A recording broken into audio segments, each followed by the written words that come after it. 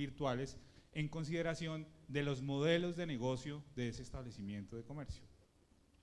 El siguiente tema sobre el que quiero que hablemos y agotemos con los panelistas tiene que ver con el derecho de retracto, que tanta discusión ha dado en el ámbito colombiano y que tanta crítica le costó incluso a la Superintendencia de Industria y Comercio cuando se propuso hacerlo efectivo en el ámbito comercial colombiano, y cómo eso termina de alguna manera haciendo una disparidad en la medida en que ese es un régimen bastante disímil entre países. Y finalmente quisiera yo que entráramos en materia de los mecanismos para dar confianza, que como hemos visto durante la jornada es quizás el elemento del cual va a depender de alguna manera el crecimiento del comercio electrónico. Por supuesto, lo hemos también hablado durante la jornada, el tema de bancarización, el tema de acceso a internet, el tema de, es decir, las variables en realidad son muchas de las que depende el crecimiento del comercio electrónico, pero todas o muchas de ellas están vinculadas con el tema de confianza. Y cuáles son, me gustaría que nos compartieran un poco cuáles son las estrategias para que los sitios y los modelos de negocios que ustedes representan proporcionen confianza a los consumidores. Muchos tienen que ver con los denominados reviews, con las pasarelas de pago, con los tiempos de entrega y demás, pero quizás haya otros que permitan lograrlo. En cuanto al primero de los bloques temáticos, yo creo que es quizás el desafío más grande que tienen las autoridades, es decir, definir el alcance de la responsabilidad, tomando en cuenta los modelos de negocio que hay en Internet, es un tema de primera línea. Y eso particularmente porque la ley, francamente, pues tiene identificados solamente dos extremos posibles de los tipos de modelo de negocio en comercio electrónico. Si uno mira, en un extremo puede encontrar los que se denominan portales de contacto o marketplace, y en el otro extremo puede identificar los establecimientos de comercio electrónicos propiamente dichos, que no son más que una extensión virtual de lo que ocurre en un establecimiento no virtual, real. Y la ley, la verdad, además de esos dos extremos, no identifica nada de lo que hay en la mitad. Una cantidad de modelos de negocio que están entre esos dos extremos, que no sabemos muy bien qué tratamiento va a hacer la ley en relación con ello. En el comercio electrónico no virtual, insisto, la regla de solidaridad es un tema que está superado. Nadie discute que un expendedor de un bien es responsable solidariamente con su fabricante y el importador lo es también por todas las obligaciones que derivan del contrato de consumo. Obligaciones de información, obligaciones de calidad, obligaciones de idoneidad de los bienes, obligaciones de seguridad de los bienes, y eso es más o menos indiscutible. En el comercio virtual, en consideración de estas dinámicas que son bien diferentes, esa línea o ese debate en cambio está abierto. Sin embargo, a nadie, y ayer lo discutíamos, a nadie se le ocurre que incluso en un escenario de comercio presencial, un administrador de lo que sería el equivalente a un marketplace de un centro comercial tuviera que ser responsable de la calidad e idoneidad de un bien que se vende en uno de los locales concesionados o en uno de los locales arrendados. A nadie se le ocurre, qué pena mencionar marcas, pero para ser ilustrativo lo voy a hacer, a nadie se le ocurre reclamar la garantía de unos zapatos que compró en Vélez en el centro comercial Unicentro a Unicentro. Y eso es poco más o menos lo que se suele decir cuando el marketplace dice, pero es que yo soy el equivalente en el mundo virtual a algo así. Sin embargo, las autoridades hemos dicho, no tan así, porque pues los centros comerciales, y usted como marketplace debería escoger sus proveedores, debería saber quién está allí, como lo hacen los centros comerciales. Los centros comerciales no sencillamente arriendan al primero que pague el canon. Ellos seguramente tienen interés en que los consumidores quedan satisfechos y la experiencia sea adecuada. Entonces, se me ocurre que lo primero que podemos compartir es con Ángela, para que nos cuente un poco, primero cómo es el modelo de negocio, porque honestamente, incluso consumidores de comercio electrónico no entendemos qué es lo que hacen portales como Atrápalo. Bueno, ese soy yo. No entiendo yo básicamente cómo es el relacionamiento que ustedes hacen con los consumidores. Administran ustedes PQRs de los consumidores que adquieren y pagan a través de su portal. Básicamente que nos cuente cómo ocurre eso y hasta dónde entienden ustedes va la responsabilidad en casos de incumplimiento, en casos de garantías, en casos de vicisitudes cualquiera de un consumidor que llega a la adquisición de un producto a través de una web como la de ustedes. Bueno, buenos días, gracias por la invitación. A ver, Atrápalo es una agencia online de viajes y entretenimiento. Tenemos dos líneas de negocio. Desde un punto de vista que es la parte de vacacional, pues somos una agencia de viajes que distribuye tiquetes aéreos, hoteles, vuelo más hotel, coches, cruceros, circuitos, etcétera. Y desde el punto de vista de entretenimiento urbano, somos también un intermediario de entradas a espectáculos, de actividades de relax, de aventura, de ocio y reservas en restaurantes. Entonces tenemos dos líneas de producto, pero en realidad pues todos son servicios, ¿no? Somos una agencia de viajes, somos un marketplace, todos los productos se transaccionan o no, es decir, hay algunos que tienen pago en línea, hay algunos que tienen pago en destino, es decir, yo puedo hacer una reserva en un restaurante en Atrápalo, pero realmente el pago lo hago en el restaurante. Puedo comprar un tiquete aéreo y este sí lo pago en Atrápalo, pero por ejemplo puedo elegir un hotel y el hotel lo puedo o pagar en el hotel o pagar en Atrápalo. Finalmente somos una agencia de viajes y somos un intermediario. Entonces, de cara a nuestro usuario tenemos todos los canales de contacto, ¿no? Tenemos un call center que funciona 24 horas, tenemos un chat que funciona 24 horas, tenemos correo, tenemos todas las redes sociales abiertas para que los usuarios tengan, cuenten con esa información, que es lo que muchas veces le pudiera dar miedo a un usuario.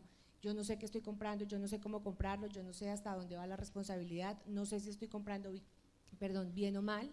Entonces sí que tenemos todos los canales habilitados y una plataforma que evidentemente le va otorgando al cliente toda la información dentro de su proceso de compra.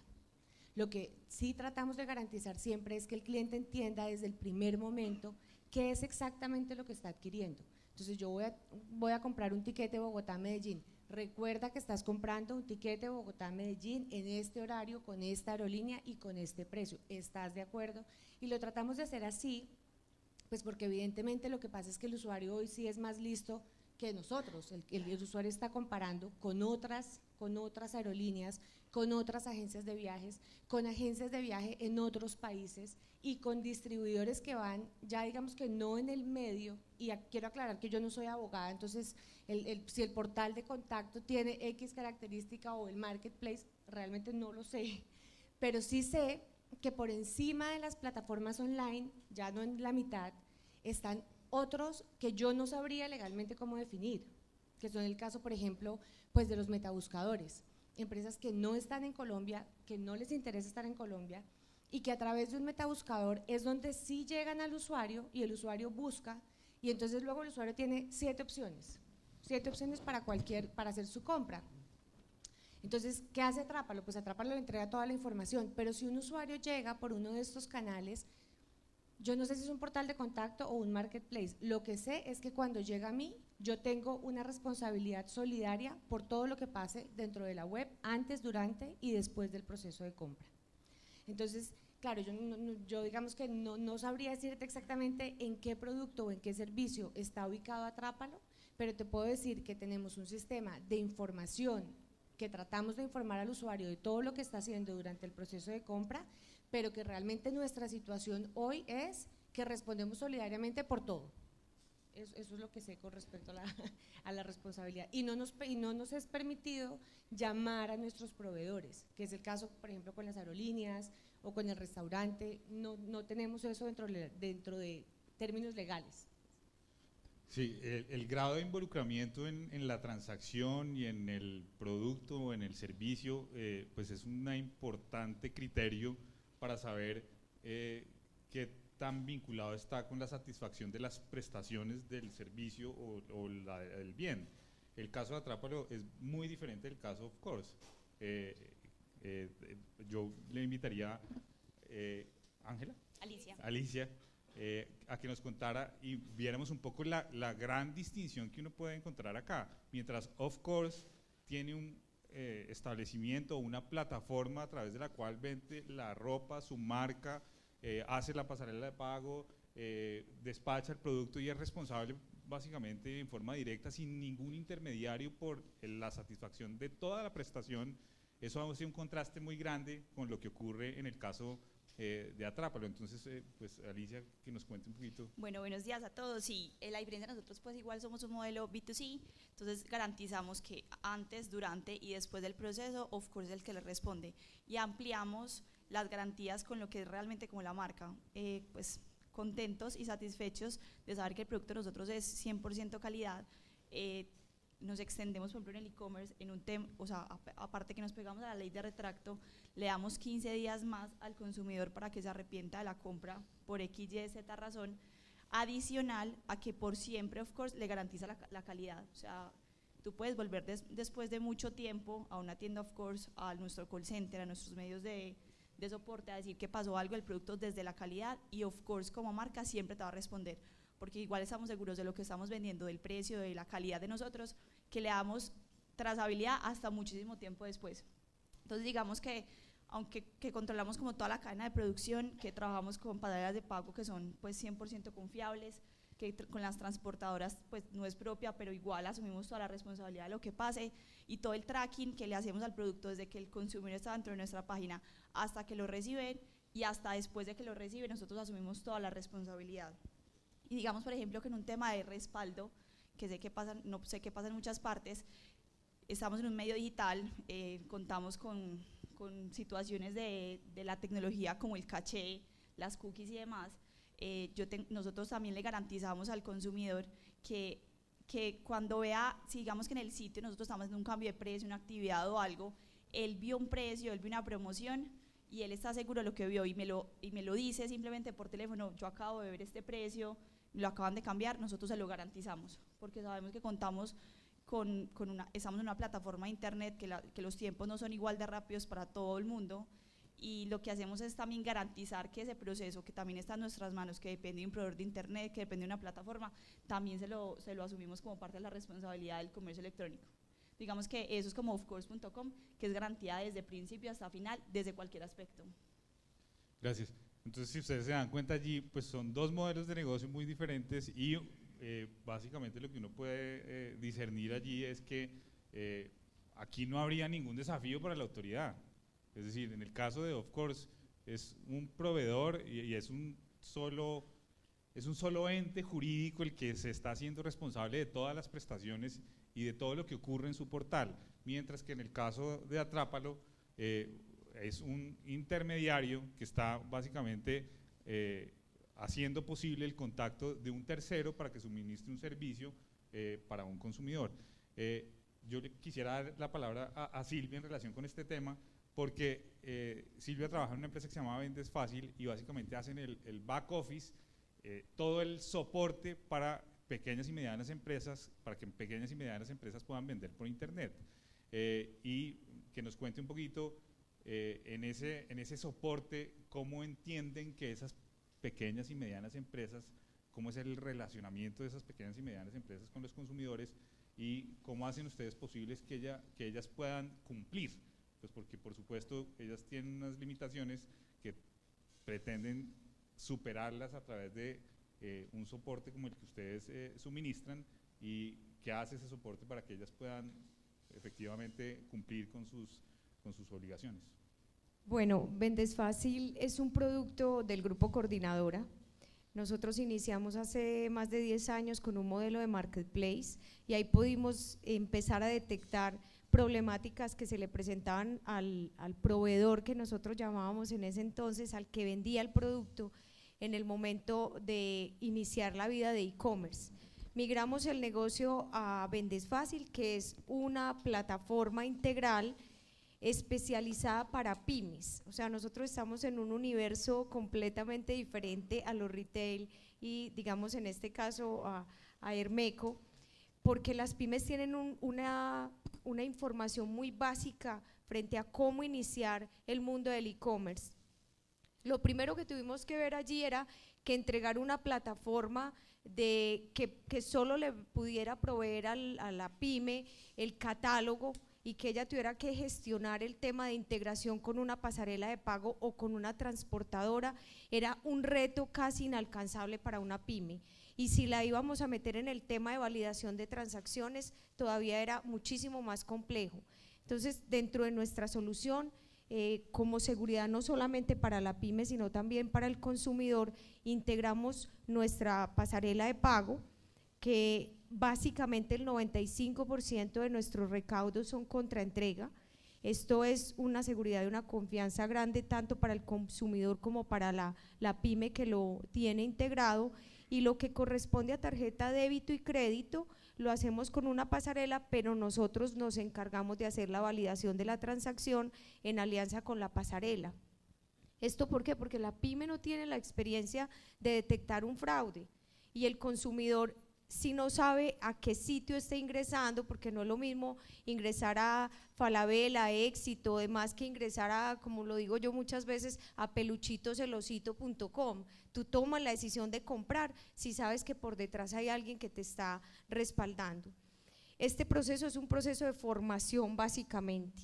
Cuando tú me dices qué tenemos nosotros como herramienta para darle confianza al consumidor, y nosotros no solo nos quedamos con el consumidor, sino con el empresario pyme, tuvimos que desarrollar un programa que se llama Aprendiendo Fácil, y Aprendiendo Fácil es enseñarle a la pyme la responsabilidad que él tiene como vendedor de un producto, que debe cumplir toda la normativa y adicionalmente tiene la obligación de responderle al comprador.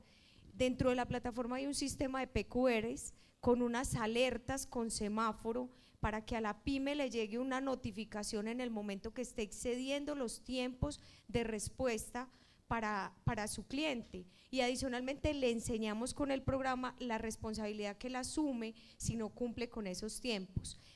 Como el transporte juega un punto fundamental en la cadena de valor del e-commerce, nosotros tuvimos que desarrollar un sistema que se llama Novedades y Soluciones, donde en tiempo real nosotros estamos viendo lo que pasa en coordinadora con ese paquete, en dónde está, y la pyme a su vez está informada de qué está sucediendo con ese paquete para que le pueda estar notificando a su cliente. Es un ejercicio complejo, porque en un ambiente como el tuyo, como digamos el del Éxito, aunque el Éxito tiene su modelo de marketplace, es más controlado. Pero aquí el fenómeno es que con esta solución nosotros estamos realmente haciendo una evangelización de un porcentaje muy grande de los empresarios en Colombia, que son las pymes. De hecho, recientemente el ministerio hizo una convocatoria para elegir quién pudiera proveer esta solución a las pymes, y nosotros fuimos uno de los elegidos. Entonces esto tiene una ventaja porque ya va a ser gratuito para un empresario pyme. O sea, hacemos todo para que el empresario esté legal y adicionalmente se cubra él y pueda cubrir al consumidor. A mí me llama mucho la atención lo que ustedes hacen, y preparando el panel me parecía que muchos pequeños empresarios migraran al modelo de proveer directamente a través de un portal. Solucionaría muchos de los desafíos que tienen las autoridades, porque mire lo que ocurre. Si un empresario pequeño, mediano, pequeño empresario quiere vender por internet, lo que regularmente hace es poner sus productos en un marketplace. Si en lugar de, y eso pues implica todos los desafíos de los que hemos hablado de ayer a hoy, porque entonces no tenemos muy claro quién va a hacer el trámite de sus vicisitudes, y en cambio si en lugar de ello migra a la posibilidad de hacerlo directamente, ya ese desafío y hablo estrictamente de lo que nos toca como autoridad, pues deja de ser tal, porque lo que va a ocurrir es que ese señor va a vender directamente a través de una página web.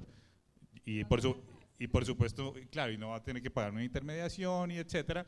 Y por supuesto, ya no desde el punto de vista de negocio, porque seguramente los tráficos en un marketplace no son comparables siquiera con los que pueda lograr solo, pero desde el punto de vista estrictamente de la aplicación de la ley, pues eso hace la vida muy fácil para las autoridades, porque nadie va a discutir cuáles son sus obligaciones o hasta dónde va su responsabilidad. Yo quisiera darle la palabra a Paula, que es la representante de las agencias de viajes en Colombia, de ANATO, porque ellos están en un poco también en ese limbo, porque son intermediarios de una cantidad de servicios que prestan una cantidad de proveedores, como las aerolíneas y los hoteles, y que nos cuente un poco cómo han interpretado las agencias, qué es su responsabilidad y hasta dónde va, y particularmente si a su juicio una regla muy estricta de solidaridad puede eventualmente ralentizar los negocios posibles pues de unos empresarios como las agencias de viajes. Bueno, muchas gracias, buenos días, muchas gracias a la superintendencia por la invitación. Pues primero yo creo que lo que tenemos que dejar claro aquí es que ANATO es el gremio de las agencias de viajes y el turismo, o sea, tenemos agencias de viajes, operadores, cruceros, oficinas de representación y por supuesto pues representamos a agencias de viajes online como son Atrápalo, Despegar y pues todas las que conocemos en el mercado. Sí es un gran dilema para el sector, para el gremio de las agencias de viajes, porque hemos estado hablando muchísimo de quién es el responsable, si son portales de contacto o si no son portales de contacto, pero yo creo que aquí el tema es que primero el mercado electrónico de viajes y turismo, que estamos vendiendo servicios, es muy diferente a vender un producto como tal. Y adicional a eso, por ser nosotros los agentes de viajes intermediarios en la relación, pues obviamente no tendríamos por qué responder si el avión de la aerolínea no arranca, no sale, o si el avión si el aeropuerto está cerrado y la persona pierde la conexión, y al perder la conexión de su vuelo, pues obviamente pierde todos los servicios que van en cadena de esa prestación del servicio. Para nosotros, digamos, en toda la experiencia que hemos tenido con la superintendencia y que ha entendido las necesidades de las agencias de viajes y del sector de turismo, claramente no es que queremos salirnos de la cadena y no ser responsables, ni decir que no nos toca, porque hemos venido hablando durante estos 3 días de la importancia de la marca, del posicionamiento de la marca, de la reputación. Entonces es más complejo para una agencia de viajes, para un operador de servicios turísticos, tener una mala reputación que hasta la misma sanción como tal, que es lo que hemos entendido durante todo este tiempo. Pero tenemos que tener claro para nosotros, digamos, legalmente, el llamamiento en garantía sería la solución absolutamente a todos nuestros problemas. O sea que la agencia de viajes, al momento de que el pasajero llame a la agencia por un incumplimiento de la aerolínea, que claramente la agencia le ha dado el servicio, pues nosotros tampoco queremos que el pasajero, le digamos al pasajero, no, sabe que vaya a la aerolínea, yo no tengo nada que ver con usted. Pues es que la agencia no quiere hacer eso porque la agencia no quiere perder su cliente. Una agencia de viajes que le dice a su cliente, váyase a la aerolínea, pues muy seguramente ese pasajero pues no va a volver a la agencia porque va a decir, pues ¿para qué voy a la agencia si más bien voy directamente a la aerolínea? Entonces la agencia no va a querer perder ese cliente. Pero tampoco podemos obligar a esa agencia de viajes, a ese intermediario, que el 80% de los intermediarios en Colombia en turismo son agencias de viajes medianas y pequeñas, no podemos decirle a la agencia de viajes que como vendió el servicio de un paquete completo, de una aerolínea y un hotel, la aerolínea no sale, perdió el hotel, le hicieron no show en el hotel, en el destino y demás, que la agencia de viajes, independientemente de su comisión o lo que gane, porque aquí el tema no es si gana mucho o gana poco, vaya a responder por un todo que no le corresponde como intermediación. Entonces ahí es donde siempre hemos llegado al punto de que si va a la agencia de viajes, pues que la agencia de viajes diga, ok, perfecto, señora aerolínea, venga, acompáñenme a este proceso y responda, porque eso ya se sale de digamos, de mi manejo. Yo como agencia de viajes, como operador, ¿por qué respondo? Por la información, porque la publicidad sea veraz, porque le explique perfectamente al pasajero, le entregue la información completa, porque no haya publicidad engañosa, porque el servicio esté bien, porque si el pasajero en el momento de su viaje tiene algún inconveniente y llama a la agencia, pues la agencia le ayude, ya sea online o presencial. Ya hoy en día, digamos, diferenciar eso, estamos en un hilo ya muy delgado, pero que la agencia de viajes le responda. Ahí es donde la agencia como establecimiento de comercio, como entidad, pues tiene que responder al 100% y en eso no hay dudas. Pero sí en el caso de una aerolínea y un hotel, porque, a ver, tú decías, Jorge, ahora que en los demás casos uno sí sabe con quién está trabajando. En el caso del turismo, tú no sabes con quién estás trabajando. ¿Por qué? Porque es que el tema online ha crecido tanto en el mundo que son unos metabuscadores donde tienen más de 5.000, 6.000 hoteles, que es imposible que cualquier prestador de servicio turístico pueda saber que el hotel que te está ofreciendo esta cadena reconocida en el mundo, ¿no? Para no nombrar el operador, tiene un hotel en Niza, pequeño, no sé qué, y que llegó y que efectivamente cuando llegó la piscina en ese momento estaba dañada y el señor justo quería ir a nadar los 3 días a Niza. Pues obviamente uno como agente de viajes no puede llegar a eso. Y si nosotros como Colombia, como país, restringimos, pues obviamente las agencias de viajes que están en Colombia, que como saben, Atrápalo es de España, Price Travel es de México, Despegar es de Argentina, que han llegado a Colombia, se han asentado jurídicamente aquí, están generando empleo, están generando, bueno, todo lo que ya hemos explicado muchas veces. ¿Cómo le explicas tú o cómo le pides a ese operador que sepa exactamente de los 5.000 o 6.000 hoteles o prestadores, rutas, los conozca todos perfectamente para uno decir que tiene la óptima calidad en todo? Es muy difícil. No podemos comparar esos dos mercados y yo creo que se ha hecho un muy buen trabajo por la superintendencia en avanzar un poco más en el mercado online, en el mercado de agencias de viajes, en lo que tiene que ver con la prestación del servicio. Nunca quiere decir que no queremos responder, porque vuelvo y repito, la agencia de viajes necesita responderle a su pasajero porque si no lo pierde, y eso es lo más importante para nosotros. Claro, ahí un poco poniéndome del lado del consumidor medio. Claro, a mí como consumidor se me exige que, o se me pide que con el intermediario agote eventualmente toda la transacción, pero al momento de una vicisitud cualquiera se me dice vaya y contacte al prestador del servicio. Y si para la agencia de viajes es difícil, eventualmente, que es su proveedor, saber, ponerse en contacto, entrar en una reclamación, en un pleito con el proveedor, para el consumidor, pues seguramente ese consumidor que quiere hacer la reclamación en Niza, habiendo comprado a través de la agencia, pues es mucho más difícil. Hay solamente una pregunta adicional a Ángela. ¿Ustedes qué hacen en ese caso? Es decir, si yo adquiero un paquete turístico a través de Atrápalo y resulta que el vuelo no sale, el hotel no era, decía que era 5 estrellas y en realidad tiene solo una, en fin, si la operación de consumo resulta accidentada a lo máximo, ¿qué hacen ustedes? A ver, es que con lo que comentabas ahorita me sorprende porque claro, lo que hace una agencia de viajes nunca es decirle al pasajero llame a la aerolínea o llame al hotel. Lo que hace la agencia de viajes es acompañar al pasajero en ese proceso. Yo llamo al hotel, yo llamo a la aerolínea, yo abogo por mi pasajero porque es finalmente, para eso soy agente de viajes, es así la naturaleza de ser el agente de viajes. El tema es cuando la responsabilidad pues finalmente termina a ser un tema de dinero, ¿no? Si tengo que responder, pues tengo que pagar yo, pues lo que yo necesito es poder llamar al proveedor, al hotel de Niza, a la aerolínea o al que sea, para que me ayude a responder por lo que pasó, pero realmente no es, o sea, no es desproteger al usuario en la medida de vaya usted y mira a ver con quién puede reclamar, sino es acompañarlo con un poquito más de peso a la hora de reclamar por los mismos servicios que uno intermedió. Nunca dejamos a un usuario solo.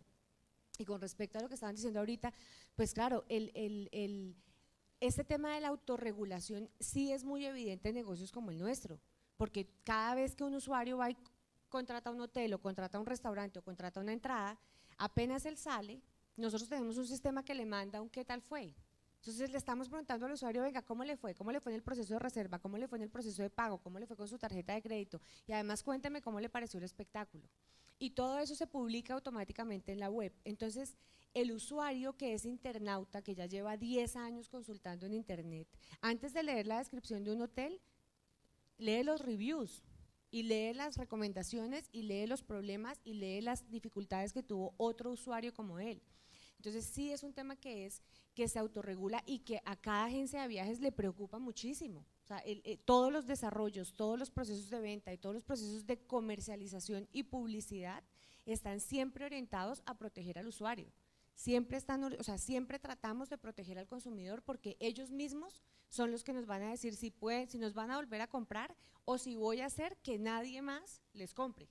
Y pasa lo mismo en redes sociales y pasa lo mismo en todo. Qué pena, yo insisto en la pregunta un poco, y es, ¿ustedes interpretan que son responsables, corresponsables de la idoneidad y la calidad del servicio y en consecuencia, frente a un incumplimiento, interpretan ustedes que definitivamente tienen que eventualmente salir a responder con el pago de no, lo que no lo fuera? interpretamos, lo vivimos. Lo viven, ok. Claro, a eso iba lo que a mí me gustaría es que cuando lo pago y cuando lo vivo, pudiese llamar a mi proveedor. Okay. Porque hoy en día lo vivo a diario. Claro, lo interpreto y sé que… Claro, es que hay agencias que interpretan, no de ANATO, por supuesto, pero hay agencias que interpretan que no, de otro país. No, de hecho en otro país de una gente menos chévere. Sí, claro, no, realmente siempre interpretamos y lo vivimos y acompañamos al usuario. Perfecto. Bueno, yo con esta conversación doy por agotada este primer bloque temático y quisiera pasar a uno siguiente que ha dado mucho de qué hablar, que es el tema de retracto. El tema de retracto en Colombia, en algún momento se pensó que había sido un capricho o una genialidad de la superintendencia empezar a exigir o empezar a dar unas prerrogativas a los consumidores en ciertas modalidades de compra para que se echaran para atrás. Básicamente ese es el retracto. La posibilidad de que ese consumidor pueda pensar por segunda vez su decisión de compra para decidir si la ratifica o no. Y resulta que, por supuesto, eso no era ninguna genialidad de la superintendencia, ni del superintendente, ni de los delegados, sino que es una disposición legal que pues no estaba siendo exigida, para ser sinceros, con mucha decisión.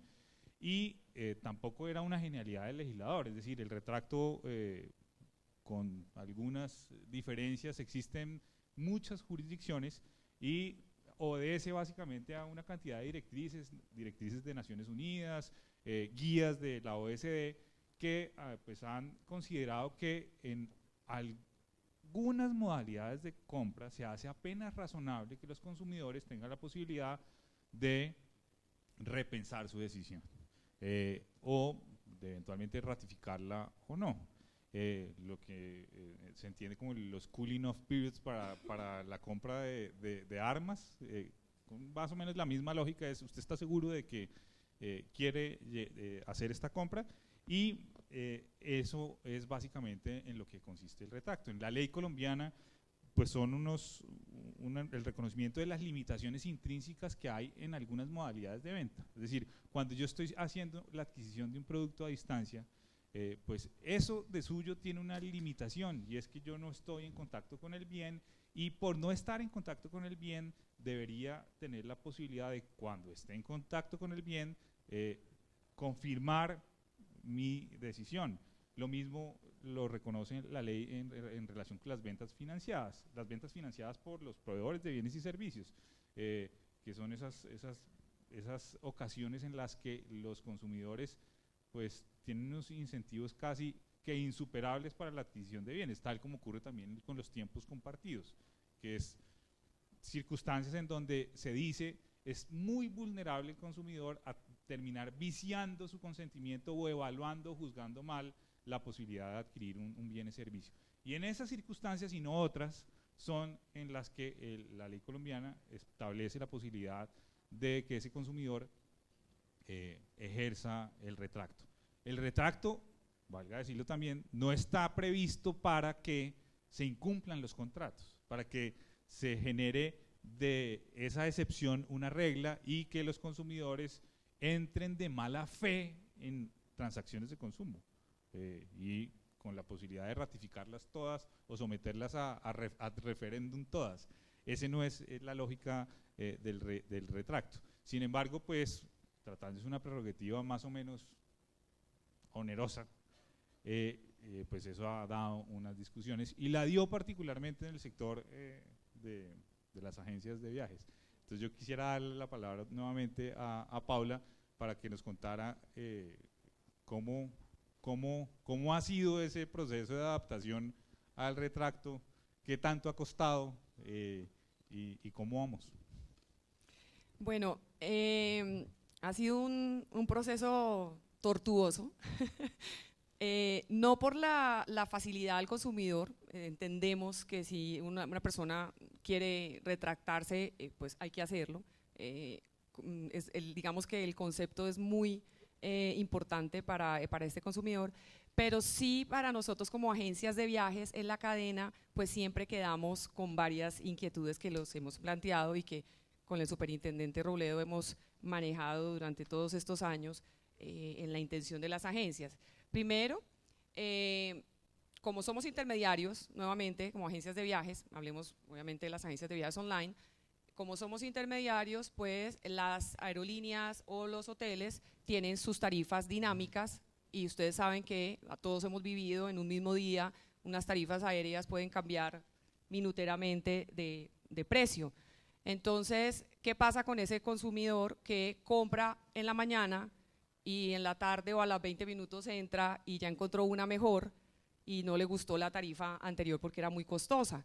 Pues, ¿qué va a hacer? Dice, no, pues yo me retracto, claro, me retracto por lo que sea, a nadie le importa por qué, simplemente me quiero retractar, claramente es porque es más costoso lo que compró, se retracta, dice voy a pagar más barato, pero resulta que las aerolíneas, no somos las agencias de viajes, y nuevamente, son las aerolíneas que tienen unas normas y unas reglas tarifarias a cada una de estas tarifas, donde si usted devuelve la tarifa, hay unas que son no reembolsables, tiene una cantidad de temas en cada una de las reglas, y pues obviamente cuando se retracta, pues la agencia de viajes, ¿qué tiene que hacer inmediatamente? Pues devolverle la plata al consumidor, está claro, pero de ahí para atrás es donde nos surge siempre el problema, porque la aerolínea dice, o decía en su momento, por si no hubiera intervenido la superintendencia, pues la aerolínea decía en su momento, pues no, eso es pasajero suyo, devuélvale usted la plata, pero usted a mí me tiene que pagar la penalidad de la tarifa, me tiene que pagar el cambio, me tiene que pagar todo. Entonces, cuando ya estas facilidades al consumidor se vuelven una carga onerosa que puede llegar a acabar un establecimiento de comercio como es una agencia de viajes mediana y pequeña, pues obviamente ya aquí hay un desequilibrio que toca revisar. Hoy en día las aerolíneas, después del trabajo con la superintendencia, pues han entendido que ellas también tienen que hacer el retracto en las mismas condiciones que lo hacemos nosotros hoy en día con las 48 horas para el retracto en tiquetes y los 5 días para el retracto en todo lo demás que tiene que ver con el paquete. Y ha sido un problema con ellas, porque claramente el pasajero quiere su plata inmediatamente, pero muchas veces, el pasajero ha pagado en tarjeta de crédito, cuando el pasajero llega a la agencia de viajes y paga con tarjeta de crédito, ese dinero va directamente a la aerolínea. Ese dinero no lo tiene ya la agencia de viajes. Entonces la agencia de viajes tiene que hacer la gestión, tenemos que darle la cara al consumidor, claro que sí, pero nuestra preocupación no ha sido de cara al consumidor, sino de cara a nuestra relación comercial con estas aerolíneas y con todos los proveedores que nosotros tenemos. Digamos que ahí ya hemos avanzado mucho, hemos avanzado muchísimo y las aerolíneas han entendido que tenemos que ir de la mano en este caso y que tenemos que devolverle al consumidor y que no pueden cobrar ninguna tarifa, o sea, no pueden cobrar ninguna penalidad, ni pueden hacer absolutamente nada, ni le pueden descontar a la agencia de viajes en notas cargo a través del BSP, que es el sistema por donde nosotros pagamos, saben que no lo pueden hacer. Lo otro grave es qué pasa con los establecimientos que no están en Colombia y que por supuesto pues no les importa el retracto ni les interesa saber qué es, ¿sí? O sea, unos portales que no están en Colombia, que están afuera, el pasajero entra a ese portal y es una ventaja competitiva que tenemos nosotros hoy en día. Pero ¿qué pasa con la agencia de viajes que tiene su proveedor nuevamente? Volvamos al proveedor de Niza. Entonces el proveedor de Niza, el hotelero, ustedes saben que hay una regla mundial que es el no-show. Si usted no llega al hotel, le cobran la primera noche sí o sí, si es de Colombia, si es de cualquier país. Entonces la agencia de viajes pues le compra al pasajero que se va para Niza con su paquete, con su hotel, el hotel está allá, pues obviamente uno llama al hotel de Niza y le dice, oiga, es que en Colombia hay una cosa esa que se llama retracto, imagínese que hay que devolverle al consumidor inmediatamente. El hotel de Niza dice, a mí qué me importa, o sea, eso es su problema, mire a ver usted qué hace, a mí me paga la primera noche y me la descuenta y no hay manera para hacer. ¿Qué hace la agencia de viajes? Pues obviamente la agencia de viajes tiene que responderle al consumidor, tiene que asumir el no-show, tiene que devolverle la plata porque el consumidor dice, no, yo ya no quiero ir, tengo 5 días y definitivamente no, sabiendo que ahí es donde hay que tener un poco, y es que el consumidor de hoy en día no es el consumidor de hace 10 años. O sea, el consumidor de hoy en día es un consumidor que sabe perfectamente lo que está comprando. O sea, no es tan así como se menciona que es que yo compré, pero como no vi el producto, como yo no sabía, como que no. No, estamos hablando de un servicio y ese consumidor cuando entra a una página, como lo dice Ángela, cuando ha entrado a Atrápalo, ya claramente ese pasajero ha visitado, porque además las estadísticas lo dicen, ha visitado 50.000 páginas, ha entrado a todos los hoteles, ha visto todos, había leído todos los reviews, sabe exactamente lo que está comprando. Es muy, muy extraño que ese pasajero entre a una sola portal, a una sola página y no conozca el hotel, no conozca la página, no conozca nada y compre, mete la tarjeta. Eso hoy en día no existe. Entonces, ese pasajero ya sabe que puede hacer el retracto acá, que le van a devolver la plata y pues obviamente la agencia de viajes nuevamente asume ese rol con su consumidor, pero no tiene cómo recuperar ese dinero nunca, porque primero él no está. Si estuviera aquí, pues listo, la pelea se da y la hemos venido dando. Entonces, si está en Colombia y si es un establecimiento de Colombia, pues así no haya llamamiento en garantía, nos lo llevamos, hacemos lo que sea, le decimos usted también tiene que pagar, mire que usted le cumplió al pasajero, pero si está por fuera, pues obviamente ahí no tenemos cómo hacerlo cobrar.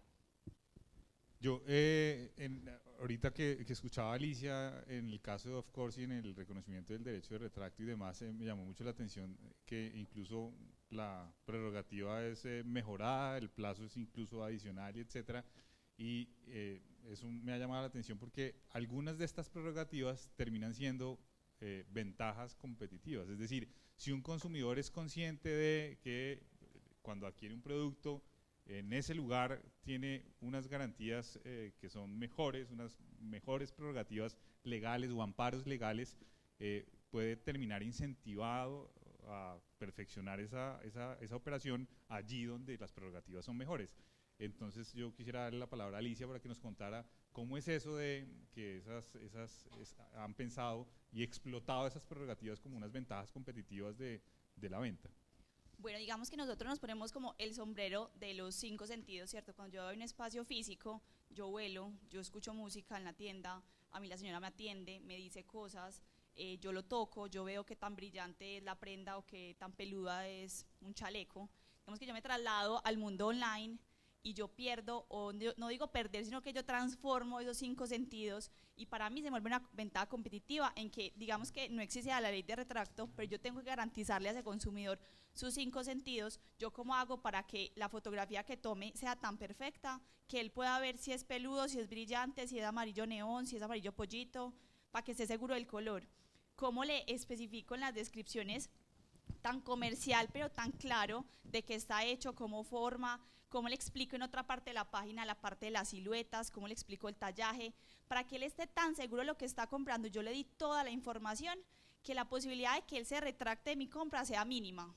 Digamos que en el caso de nosotros, un consumidor se retracta porque pues al final llegó la prenda y no era lo que era. Entonces eso de una es una alerta para nosotros de entrar a ese producto a fijarnos, ve qué pasa, o sea, la descripción no está tan completa, la foto no está como es una oportunidad que nosotros en este caso la vemos como una oportunidad, digamos que somos un aliado de la ley de retracto, porque nosotros estamos convencidos que es la forma como el comercio electrónico va a evolucionar. O sea, cómo le entrego yo toda la información para que él cuando entre al sitio esté tan tranquilo lo que está comprando en todos los aspectos, que no tenga por qué retractarse de lo que compró, ¿cierto? Digamos que otra de las ventajas que nosotros hacemos es que aparte que ampliamos pues digamos que nosotros nunca, pues, tú tienes la ley de retracto y se lo pongo como en cara, sino que, of course, cubre tanto tiempo que a mí no me importa en esos 15 días, que en realidad son 15 días completos, que si es, devuélvalo por lo que quiera, tranquilo, pero venga, yo le doy opciones, le puedo devolver el dinero,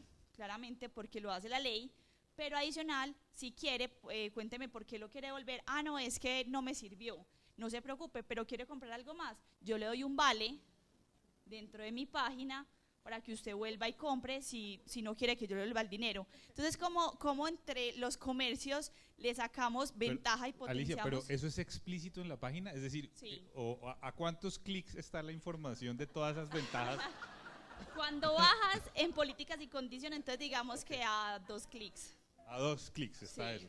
O sea, yo consumidor llego allí, sí. rápido sé que tengo todas esas ventajas. Rápido, o sea, tú no entras y yo lo primero que te voy a decir es, hola, tranquilo, pero digamos que en todas las campañas que hacemos, sí, hola, te lo devuelvo, no, pero digamos que en las campañas que hacemos le damos tranquilidad al usuario de que es tranquilo, digamos que yo en la página arriba sí le pongo devoluciones fáciles, envíos gratis y pago contra entrega, que son como lo que yo más resalto. Si yo arriba y en todas partes de la página arriba o abajo veo devoluciones fáciles, yo paso el mouse, que son devoluciones fáciles, y ni siquiera tengo que hacer un clic, me dice devoluciones fáciles, es pues tranquilo que te lo devolvemos por la razón que tenga, ¿cierto?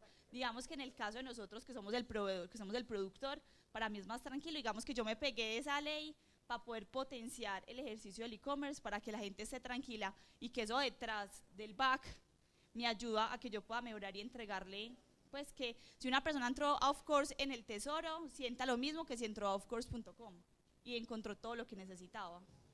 Okay.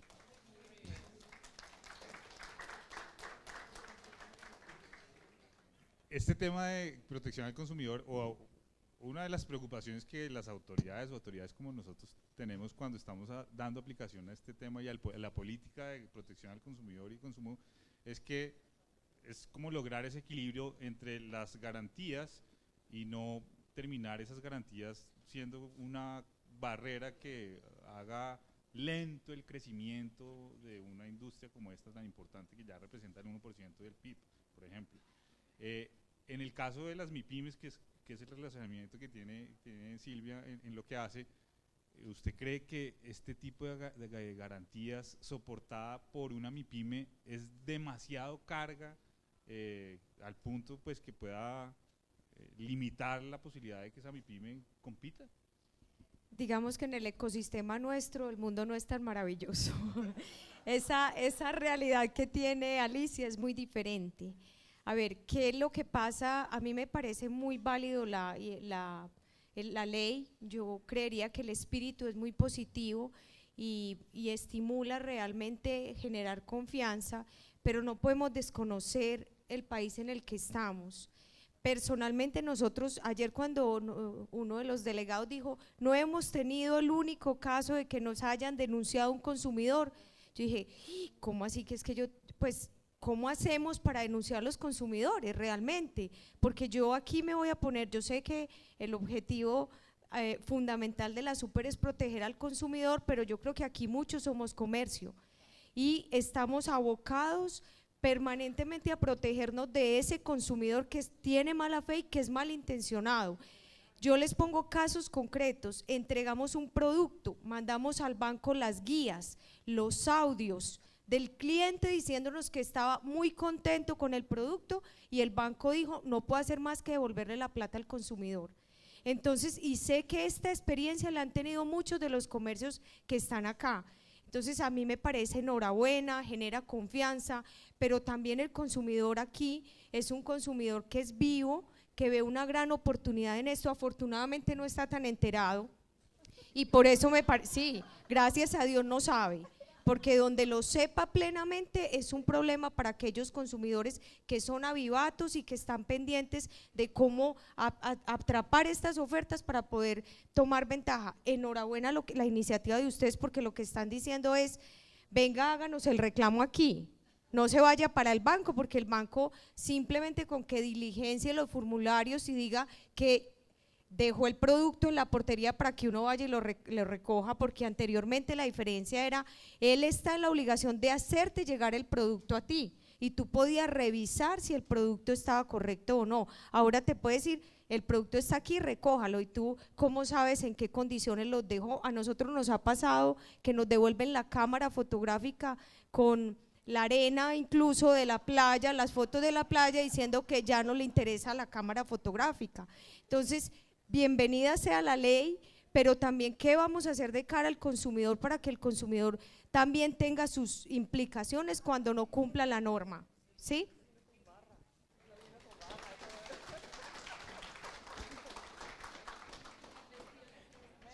Sí. Claro que ahí toca hacer una distinción, porque una cosa son las hipótesis de reversión de pago que están en la ley y otras son las de retracto.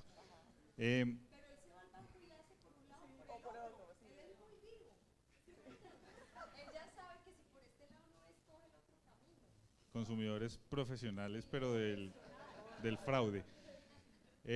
A mí me parecería interesante incluso que esas estadísticas, por ejemplo, a nivel gremial se recogieran, es decir, ¿cuántas veces ha ocurrido eso? Porque una de las críticas o uno de los desincentivos para la aplicación del derecho de retracto fue precisamente el tema de los consumidores temerarios. A mí sí me llama mucho la atención y lo que decía, yo no recuerdo cuál de los delegados fue, la verdad es que no ha pasado que en la superintendencia de los empresarios hayan acreditado el tema de temeridad dentro de un proceso jurisdiccional hasta donde yo conozco. Y eso es una defensa absolutamente factible y que habría la autoridad de tomarla en cuenta en el caso en el que encontrara que eso fue así. Entonces, Jorge, un poco para decirles que eso está bien, pues supongo que eso ocurre, no lo pongo en duda, pero esos son temas que definitivamente se tienen que alegar porque son una defensa idónea frente a un litigio real. Jorge, me disculpas, solamente yo sé que aquí hay que proponer cosas diferentes, ¿cierto? Porque estamos en el medio del e-commerce y decir, no, es que la ley de protección de datos no permite eso, pero ¿por qué no proponer un repositorio de listas negras que a nosotros nos provean información? Porque es que no tenemos forma de saber si ese es un especializado en el fraude que hoy lo hace aquí, mañana allá, así como yo me meto y miro una cédula en la Procuraduría si tiene antecedentes o no, no sé, pues es que estamos en el mundo del e-commerce y hay que proponer cosas diferentes. No quiero decir de que sea, pues que esto es temerario y que ha afectado el comercio electrónico y que nos va a matar, no, pero tenemos que estar preparados y ir más allá. Yo cualquier iniciativa de esas les sugeriría que la consultaran con la doctora María Claudia Caviedes, que es nuestra delegada de protección de datos personales, porque creo que no sería tan fácil. Nos queda muy poco tiempo, yo les propondría muy rápido agotar el que se suponía iba a ser nuestro último bloque temático, que era el tema de confianza. Es decir, como plantea en la presentación, pues obviamente el tema del crecimiento del comercio electrónico es muy dependiente de la capacidad que tengan los oferentes de bienes y servicios de dar confianza a los consumidores y por supuesto de otros temas como el acceso a internet y bancarización y acceso al crédito y demás. Sin embargo, me gustaría que muy rápido nos contaran qué tipo de cosas distintas de las que hemos hablado o incluso las que hemos hablado también se hacen como estratégicas para que los consumidores tengan confianza en quien está del otro lado de la pantalla. Bueno, en el caso de nosotros, caso puntual, usamos por ejemplo una herramienta dentro del e-commerce que se llama Opiniones Verificadas, que es una herramienta que lo que hace es que le dispara correos cuando el consumidor compró tanto el producto como de la página, y esos reviews que da el consumidor se van pegando debajo del feed de cada producto, ¿cierto? Entonces, digamos que obviamente lo que más opiniones tiene es los productos que más vendemos. Y adicional esto, digamos que si lo traslado al mundo de marketing digital, también se le puede sacar un potencial, porque yo puedo usar opiniones verificadas como una extensión de anuncio dentro de Google. Entonces, digamos que en la búsqueda orgánica o paga de Google te puede dar una extensión del puntaje que tienes. En mi caso, opiniones verificadas es puntaje 5, nosotros lo tenemos en 4.7. Digamos que las estrellitas las puedes poner ahí, aunque dejando desde el punto de vista de consumidor, considero que en Colombia todavía nos falta muchísimo para tomar decisiones de comprar algo de una estrella. Como es el caso, por ejemplo, que nosotros estamos hace un año en Amazon, en Estados Unidos. Eso es la vida, o sea, la vida de Amazon son las estrellas. Vos vivís un producto por las estrellas que tenga, y eso sí lo posiciona, y de hecho Estados Unidos ha cubierto demasiado en estas leyes. Digamos que hasta hace un año Amazon tenía plataformas alternativas donde vos podías comprar opiniones de personas, donde vos les mandabas el producto gratis y ellos te lo validaban. Digamos que en pro de toda la conciencia de consumidor, hace un año Amazon clausuró esto. Ya no puedes como comprar amigablemente las opiniones del consumidor, simplemente te puntea el que te compre. Y digamos que vos vivís de esas estrellas, y en Estados Unidos y en Europa la opinión es demasiado importante. Yo siento que en Colombia todavía la opinión no es tan relevante para uno comprar. Un más fácil es el voz a voz, o yo digo que nosotros, por ejemplo, pues consumidor en el centro y el universo que lo rodea, todo el montón de servicios que le das, chat, correo, WhatsApp, todas las redes sociales que tenemos, adicional tenemos un call center, o sea, las tiendas todas están en capacidad de responderte cualquier cosa. Entonces creo que dejarle al consumidor muy claro cuáles son los canales, creo que son más importantes en Colombia que las estrellas, por decirlo así. O sea, el porcentaje de estrellas es importante, y creo que entre nosotros y todos los comercios que estamos acá los tenemos que cultivar, porque lo que decíamos ahorita, estamos en un tema de evangelización de los consumidores. O sea, el consumidor de nosotros está muy mal acostumbrado a todo, y digamos que lo que decía Silvia es verdad, y pues hay que aceptarlo. Digamos que gracias a Dios no todo el mundo lo tiene, pues todo el mundo no se mete a un e-commerce pensando que él es de retracto, ¿cierto? Pero digamos que creo que la tarea de nosotros y de todas las instituciones es evangelizar y educar al consumidor de que tiene que ser responsable. A nosotros nos pasa todo el tiempo. Justamente la semana pasada nos pasó que pues alguien nos hizo una ley de retracto, claramente le devolvimos el dinero, y ella debe poner una denuncia en la SIC, que porque nosotros no le estábamos devolviendo el dinero, teníamos comprobantes de pago del banco, le mandamos de todo, ella no lo veía. O sea, hasta que literalmente nos mandó un pedazo del extracto, ahí estaba, pero ella no lo veía. Entonces ya iba en un nivel tan avanzado de furia que decíamos, pero pues, o sea, nosotros de verdad éramos todos los de servicio al cliente mirando el computador. ¿Qué hacemos con la señora? Pues, ¿qué hacemos con la señora? Sí, que pues tenemos el comprobante, se lo mandamos, tenemos el chat del soporte de los tiempos que fueron los tiempos óptimos de respuesta, pero ella insistía en que no lo veía. O sea, fue casi que yo la llamé: señora, ¿será que se puede volver a meter a su extracto bancario? Revise que sí le hicimos la devolución.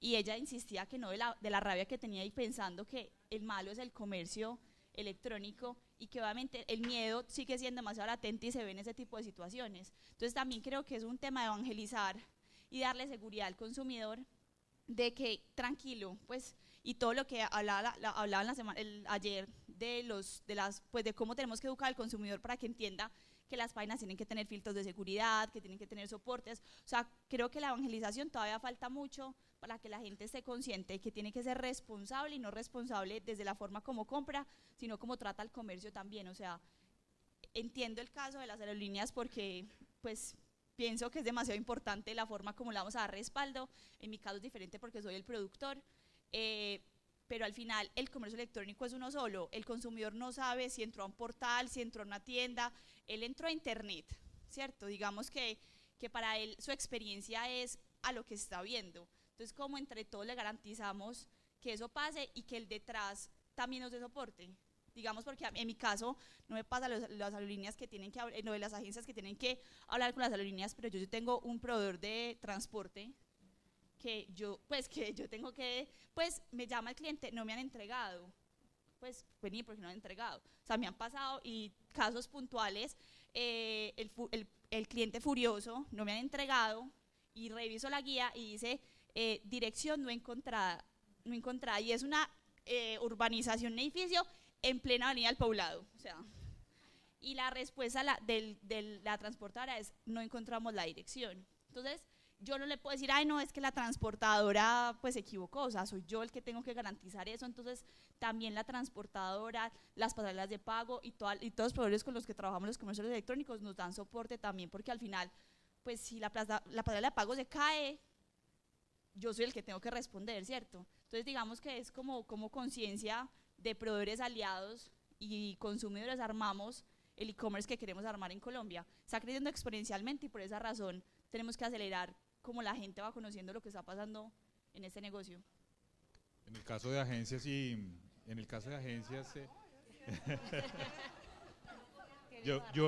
yo en los portales de las agencias de viajes suelo ver reviews de hoteles, pero nunca veo reviews de aerolíneas. ¿Hay alguna razón por la que eso no ocurra? Bueno, nosotros justamente lo estamos implementando. ¿Cómo fue el proceso de compra en la agencia y cómo fue el proceso con la aerolínea? Realmente es una mejora que estamos haciendo. Yo realmente creo que el tema de la confianza para una agencia de viajes está dentro del presupuesto como está una campaña de marketing. Si nosotros no invertimos en que el usuario tenga confianza, sencillamente no vendemos. Y como somos distribuidores, pues tenemos que vender mucho porque además vivimos de márgenes muy pequeñitos. Entonces para nosotros el generar confianza no es un plus que le damos al usuario, es nuestra razón de ser. O sea, es indiscutible. Entonces siempre desde el departamento técnico hasta el director comercial, hasta el financiero y el legal están pensando en que no lanzamos algo sin que no esté probado todo el proceso que le genera confianza al usuario desde el momento 1 hasta el momento final. Y luego digamos que en el cierre de la confianza al comercio y ya no tanto al consumidor, porque ya pensamos nosotros en el consumidor, yo creería que hay muchas cosas que lo que sí quisiera dejar como mensaje es un poco… Hay cosas que la ley, y creo que la SIC ha hecho un trabajo muy bueno en eso y en tratar de mediar entre el consumidor y la compañía cuando realmente hay muchos grises en todos estos escenarios digitales. Creo que el programa de SIC facilitan, a nosotros personalmente nos ha ayudado un montón a limar asperezas que son muy pequeñitas y que dentro de todo lo primero que hace el usuario es decir, es que yo creí que me iba a pasar eso, y entonces viene el desahogo emocional y en 5 minutos se resuelven muchísima de la problemática que tiene el usuario, donde el comercio está respondiendo. Pero más allá de eso, digamos que de cara, cuando uno lo ve de cara al comercio, creo que esos procesos intermedios de generar confianza, de preguntar a las industrias y de tratar de entender cómo se va moviendo el comercio electrónico, haría muchísimo más fácil la labor de regular. Cuando uno entiende en realidad qué pasa en el día a día, tanto del comercio como de lo que viene en toda la industria, creo que sería mucho más fácil regular con un criterio mucho más sencillo o mucho más entendible para todo el mundo. Yo me imagino que legislar es una cosa complicadísima, o sea, me parece del otro mundo, pero de cara al comercio, cuando yo me siento y trato de explicar por qué una problemática es muy problemática o es muy sencilla, entiendo que la ley busca generarle confianza al consumidor, pero por otra parte entiendo que debería es generarse confianza de todo el procedimiento de comercio electrónico. Abrir las puertas, hacer preguntas, preguntarle a los comercios, preguntarle al consumidor, y creo que no hay un blanco y un negro, no hay tantos escenarios en este comercio electrónico, y de cara al futuro es que vienen escenarios grises, amarillos, rojos y azules, o sea, es muy difícil tratar de contemplarlo todo en la ley. Yo propondría muchísimos paneles de gente que conoce la industria, que cada industria tenga una posibilidad de comentar qué le puede generar confianza o desconfianza a un consumidor, porque cuando somos distribuidores y trabajamos con márgenes muy pequeñitos, ante posibilidades de mejores precios comprando en industrias de comercio electrónico extranjeras, creo que todo el tema del retracto, la reversión de pagos y la protección del consumidor disminuye la relevancia de cara al consumidor. Bueno, el tiempo se nos agotó, ya me están haciendo caras. Les quiero agradecer mucho por haber participado del panel, y no sin antes hacer mención a algo que alcancé a discutir con Silvia un poco más temprano, y es que en ese soporte nos comentabas, no solamente está el botón o el link a las PQRs, sino un link que se llama NIS, Novedades y Soluciones, que me llama mucho la atención, es precisamente por lo que acabas de mencionar, y es que hay muchas cosas que no son conflicto aún entre el consumidor y el proveedor, que es una novedad, una aspereza, creo que fue el término que utilizaste, son apenas una aspereza y eso se puede desactivar muy rápido. Esa es un poco la lógica de SIG Facilita y creo que es importante tomar en cuenta que hay muchas oportunidades para evitar el conflicto entre consumidores y empresarios. Muchas gracias nuevamente y a ustedes por la presencia.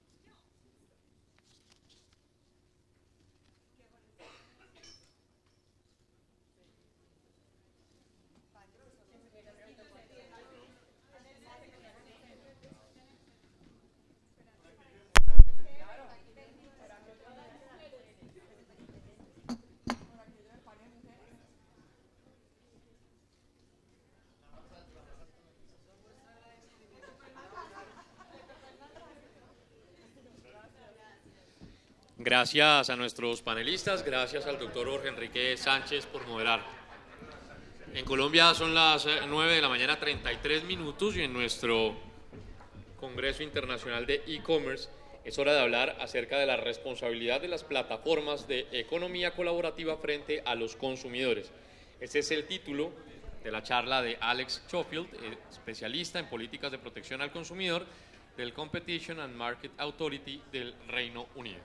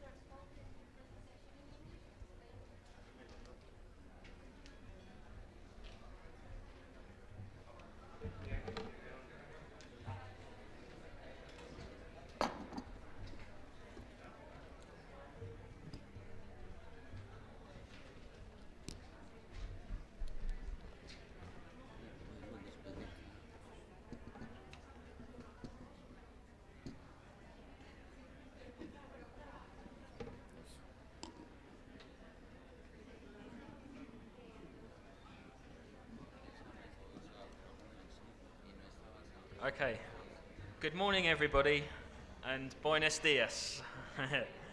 My name is Alex Schofield and I'm a Consumer Policy Advisor at the Competition and Markets Authority. I've worked in consumer policy regulation for 10 years in the UK. I've worked at the Food Standards Agency where I've regulated imported food, and I've worked at the Medicines and Healthcare Products Regulatory Agency. And so I'm delighted to be here today to talk to you about consumer protection over the next 45 minutes or so. And I will be talking about the role of peer platforms in consumer protection, as it has helpfully been translated into Spanish behind me. Before I go into detail about this, I represent the UK on the OECD Committee on Consumer Policy. This has 35 member countries, including Chile, Mexico, and the United States. And it is really important for the UK CMA to work internationally and develop our understanding of the role of peer platforms in the consumer's protection. I want to thank Superintendency and everybody that's been involved in making this event a huge success, and for the very warm welcome from the moment I stepped foot in Colombia.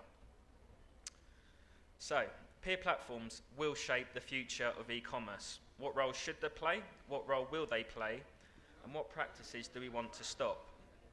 Peer platforms are great, but I care about the consumer's protection and I want consumers to be safe. If you would like to take any photos or photographs of the slides as I'm talking through them, please do, but we'll make sure that they are available at the end of the event. If you'd like to tweet them Our Twitter handle for the CMA is @CMAGOVUK. That's @CMAGOVUK. And we have 6,000 followers, so if you tweet us, I'm sure lots of people will see your messages. You'll be very welcome, so thank you. Okay.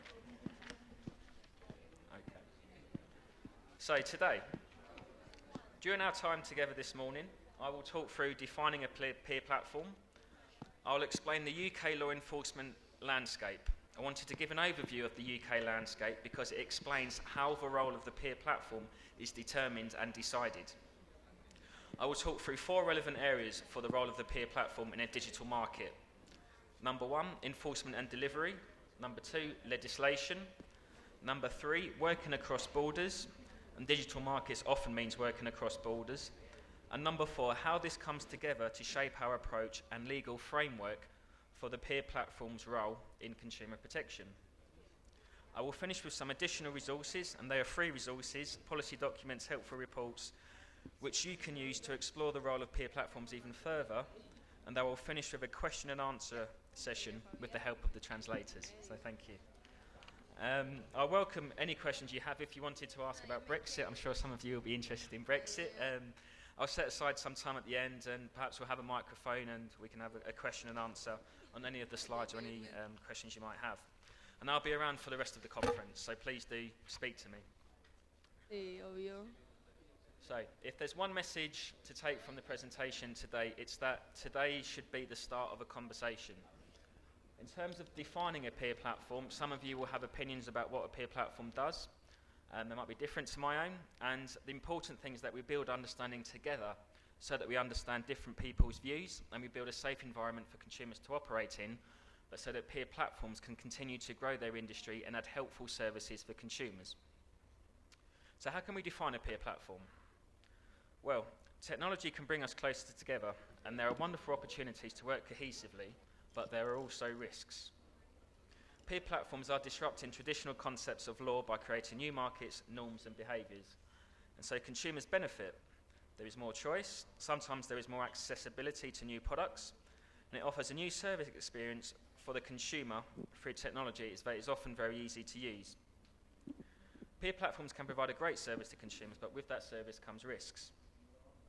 Consumers should be able to use peer platforms, but the platforms need to be safe, and peer platform providers must understand consumer law so that they know that consumers are transacting in a safe place.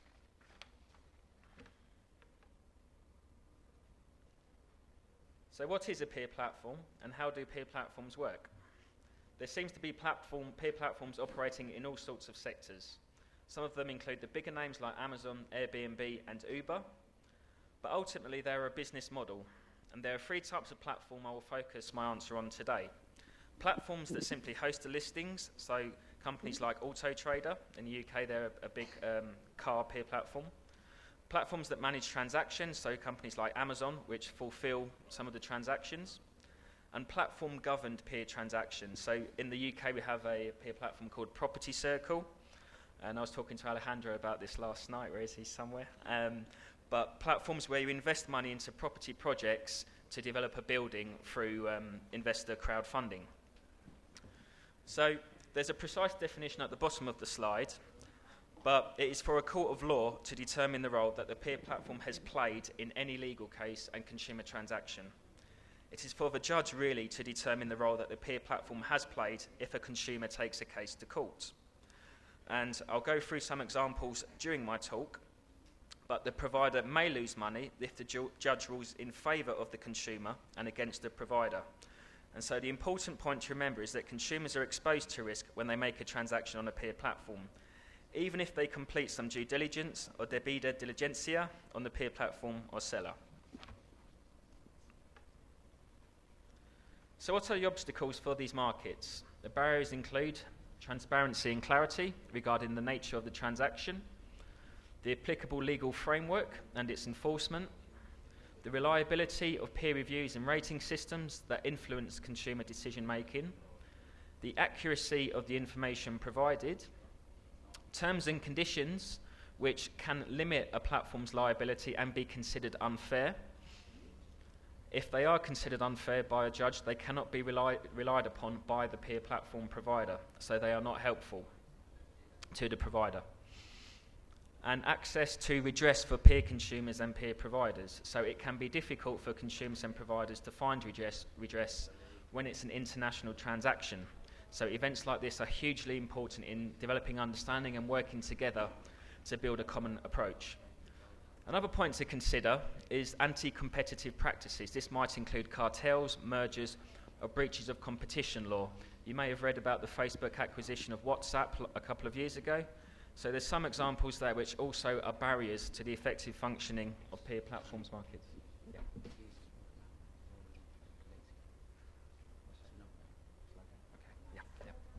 Sorry, okay. I will slow down. I get passionate about consumer protection.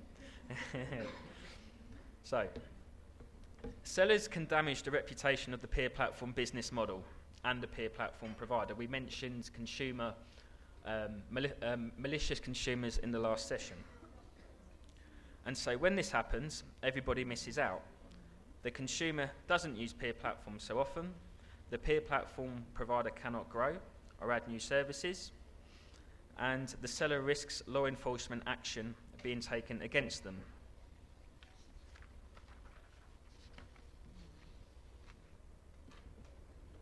To give some background on the CMA has a law enforcement role to play in this policy space.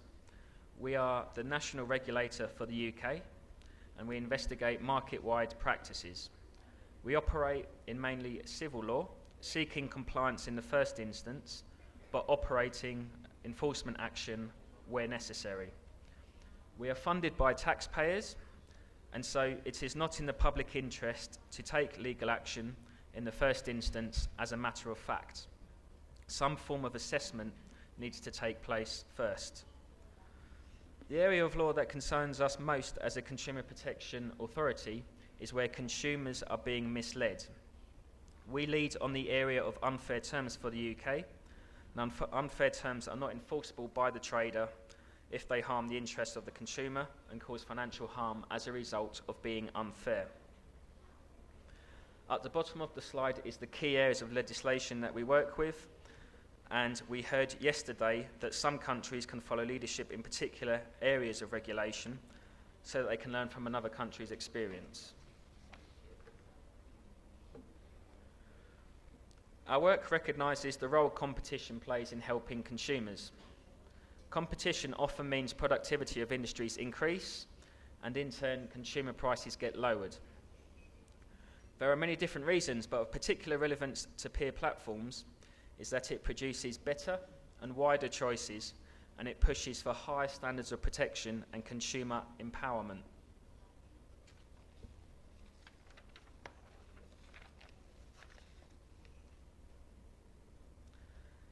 As a national regulator, the CMA will target cases with high impact across national markets.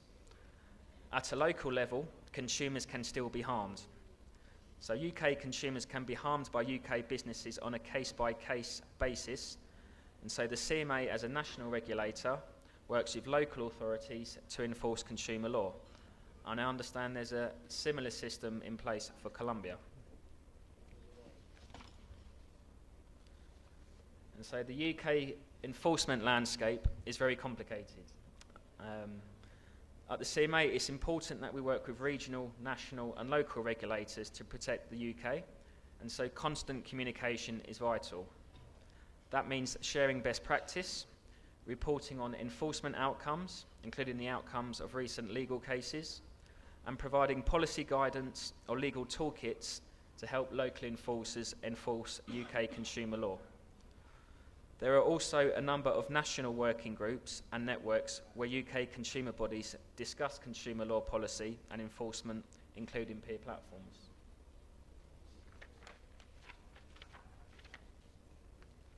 So why is this important? Well, for regulators, it remains vital to work collaboratively to protect consumers engaging online, and we have a duty to serve businesses and provide clear guidance and to help markets function well. There are international dimensions to all of the issues we are working with UK local authorities on, and consumer issues in the UK are often consumer issues in overseas countries. For businesses, You can refer to the outcomes of some of these cases to support your own approach and ensure compliance and minimise the risk of private action by consumers. For consumers, you can learn more about your rights. The joint working with local authorities has international dimensions, and at the CMA, we are very happy to share our findings. We do joint working with government departments, so as an independent regulator, we have a law enforcement perspective, but UK government will have political priorities, and so we maintain our independence, but we are influenced by politics and priorities. E-commerce means that UK businesses can potentially harm Colombian consumers, and it also means vice versa, and so we're very keen to develop policy products, including through the groups like the OECD, to ensure more convergent outcomes and to apply a consistent approach in our interpretation of e-commerce and consumer harm. In the bottom third of the slide, I've included some cases. So in the car rental case, if you booked a car rental when you were on holiday, what you saw on the internet was not necessarily what you would get when you arrived in Spain and went to the desk to hire your car as a British consumer. This was a problem because consumers were being misled. The CMA works with the 5 biggest car rental operators across the EU to improve the way their offerings were displayed on the internet so that the consumers could have much greater confidence about what they saw online is what they would get when they arrived in Spain to hire their car. This was a successful joint action.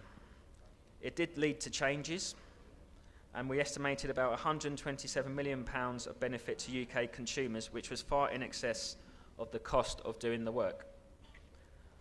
Upon completion of this work, we worked with the other European countries to develop improvements to car rental firms' terms and conditions and the general functioning of the car hire sector. We encountered harm where damages and fines were excessive and consumers were harmed disproportionately. The second example, children's apps. So I'm sure many of you will have a smartphone. In-app purchases were being made and parents were complaining that they had not authorised those purchases. So children's games on apps like Disney mobile phone apps. This related to a couple of things. One was the way that they were described as being free, when in fact after you downloaded the free game, there would be in-app purchases for upgrades and other dimensions to the game. And the other issue was a lack of authorization. It used to be in the operating systems of the different apps that if you authorized a payment window to be opened, you can make further purchases within 15 or 30 minutes, and parents were not aware of this. So the parents would download the app on the smartphone, and then the children would play the game, and after one payment window was authorized, further purchases could be made. This was a big problem. So as a joint action, we set out a common position for Google and Apple. We asked them to make changes to their operating systems, which they did.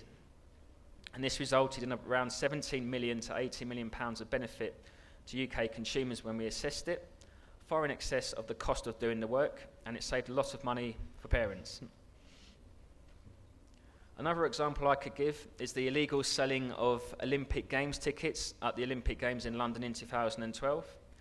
There was a business that was based outside of the UK that had no infrastructure in the UK that was selling those tickets illegally, and we wanted to stop it by taking down its websites if it did not change its practices. We were able to secure a judgment against it in the UK High Court in London, and we managed to enforce that judgment because we had an arrangement with the top-level domain name registries that were responsible for its websites, who were based in the United States of America, that would voluntarily accept the authority of the UK court to take down those websites and redirect them to a holding page. So working with the US authorities, we were able to enforce a UK court order. This meant that the trader was no longer able to bring those tickets to market and to mislead people. Because we have a good relationship with the United States, we were able to secure an outcome where they recognised our court order and supported our enforcement.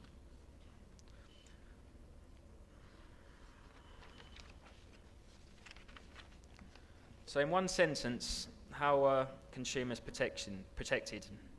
We use a legal toolkit, or a kit de herramientas legales. Sorry. Not bad.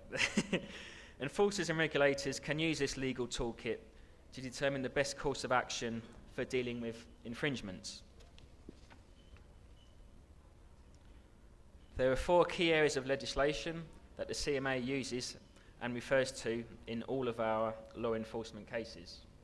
These are the Consumer Protection from Unfair Trading Regulations 2008, the Consumer Rights Act 2015, the Consumer Contracts Regulations 2013, and the UK Electronic Commerce Regulations 2002.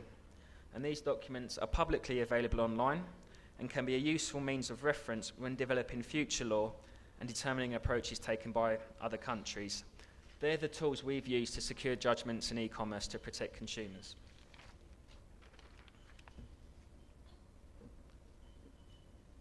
Focusing on one of those areas, the UK Electronic Commerce Regulations covers every commercial website in the UK, so it's more than just e-commerce.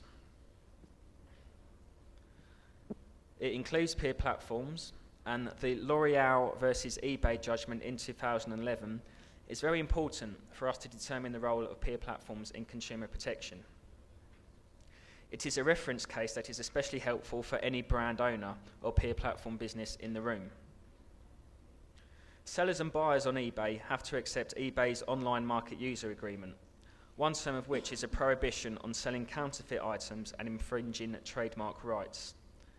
In some circumstances, eBay assists sellers to enhance their offerings by advertising, using search engines to display or trigger the display of adverts. In this L'Oreal versus eBay case, the European Court of Justice found that where goods were being sold through eBay by suppliers located outside of Europe, which had not previously been put on the market inside Europe with the trademark owner's consent, the owner, or in this case L'Oreal, could enforce its trademark rights against the seller. So UK consumers were being targeted by a business selling counterfeit goods from outside of Europe. The decision means that online marketplace providers can no longer hide behind the hosting defense or exception to liability if they have played an active role in the promotion or sale of the trademarked goods or gained knowledge of facts or circumstances that should have put them on notice that the offers for sale were unlawful and they failed to act. In a nutshell, what it means is that injunctions against future as well as past trademark infringing activity on online marketplaces will now be available for brand owners.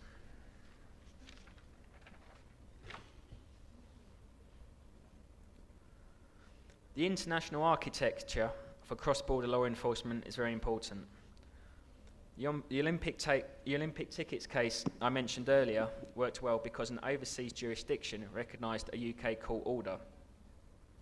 This happened because we have a good working relationships with consumer bodies overseas. One of the ways we've achieved that relationship is through ongoing engagement in the ICE-PEN forum. I work for a regulator, so remember, when I say that we have good relationships with overseas consumer bodies, I'm not speaking on behalf of UK government. They have a different set of political priorities and they have a different political agenda to us. And so we work closely with the government, but when it comes to consumer law enforcement, it's in everybody's interest to work together and collaborate to protect consumers. The CMA also has available to it a number of legal provisions that support the sharing of intelligence and information for cross-border enforcement purposes. They include the CPC regulations and the Enterprise Act 2002, Part 9. So, pulling this together to outline our approach, we've heard about the drive towards self-regulation during the Congress, and from a CMA perspective, we support self-regulation, but there are examples in Europe where self-regulation hasn't necessarily been effective. Examples include the fuel emissions scandal with Volkswagen. In the UK, we had a problem with Whirlpool appliances. And there was the Grenfell Tower fire, which you may have seen in the news last year. But self-regulation is important to us because it means problems are addressed at source. And it is cost-effective to have fewer cases of non-compliance across a sector that the CMA needs to lit against. So, we are supportive of self-regulation, but with it there are many challenges, and it is by no means a golden bullet or a perfect answer to problems in markets. So, we do a lot of work to raise consumer awareness. We run campaigns on unfair terms, we publish our market studies, and we work with trade associations to explain regulatory position on complex areas of law to make it easier for companies to comply and to make sure big markets work well. And what this means is there's a cycle, there's 5 steps, and the role of the peer platforms in the consumer's protection can be determined, or it can be identified by following that cycle on the slides through.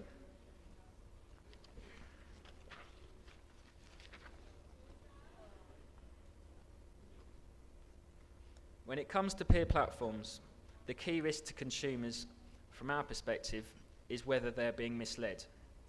If consumers are misled, this practice may be considered a breach of consumer law. And there are 3 different types of consumers that factor into the CMA's assessment before taking a case on: the average consumer, the targeted consumer, and the vulnerable consumer. And we use this to develop a theory of harm. And this is important for us as an enforcer, because before we take on a case, we need to know the outcome that we want to achieve. We can then measure our success against that goal or that target. If we are not clear what we want, it is very difficult to succeed, and that applies to life as well as consumer enforcement and law and legal cases. So we're very careful at the beginning of a case to understand the theory of harm and to articulate it to businesses. The CMA has developed this flowchart, and there are some handouts. We printed out a few copies, but more handouts will be available after the event. And it's a flowchart to help talk through and determine whether the practice is unfair. And this can be applied to any case or infringement of consumer law you see on a peer platform. So you can use this framework to determine what the seller or peer platform did and determine whether it was unfair. If the practice is unfair, the CPRs, or the legislation that I mentioned on an earlier slide, are a set of documents that you can use as a resource to support your enforcement.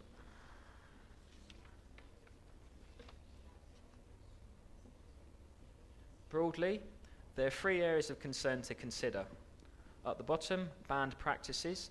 So these are almost a blacklist, so these are practices that are banned in all circumstances and that are always considered unfair.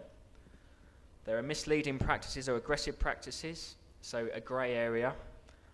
And then there's a lighter area at the top about general prohibition, and it can be contrary to the requirements of professional due diligence. So the L'Oreal versus eBay case is an example of a general prohibition.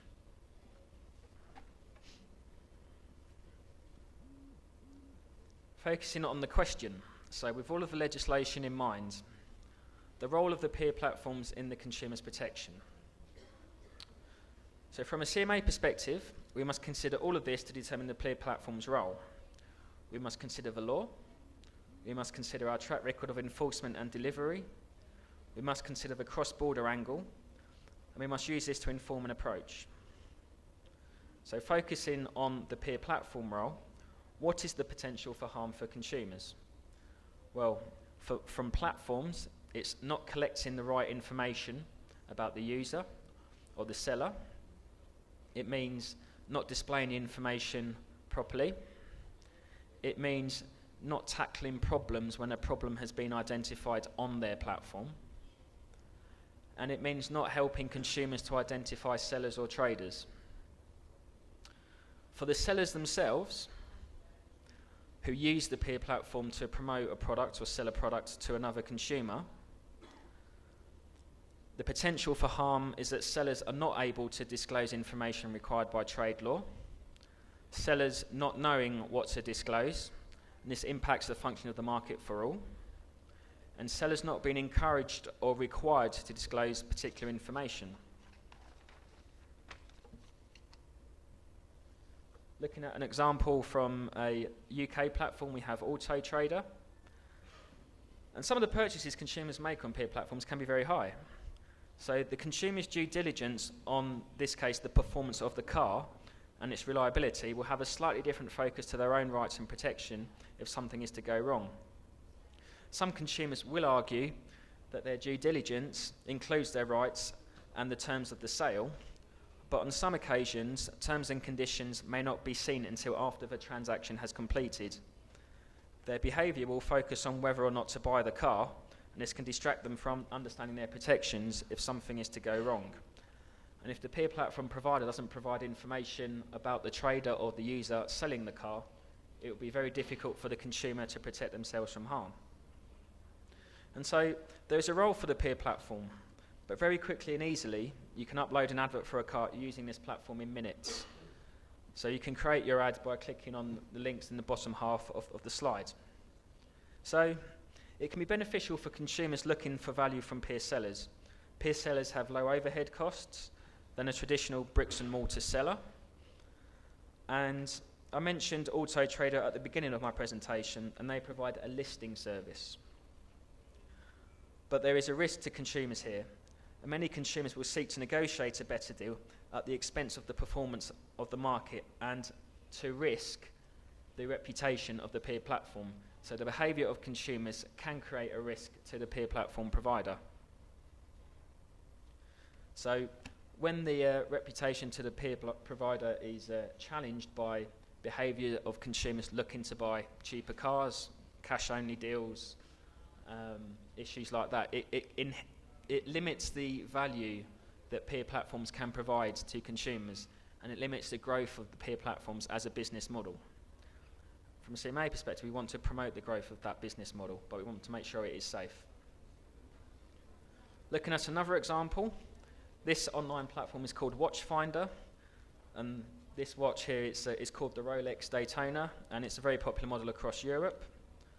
On this platform, consumers can buy luxury watches online based on the information provided next to the model.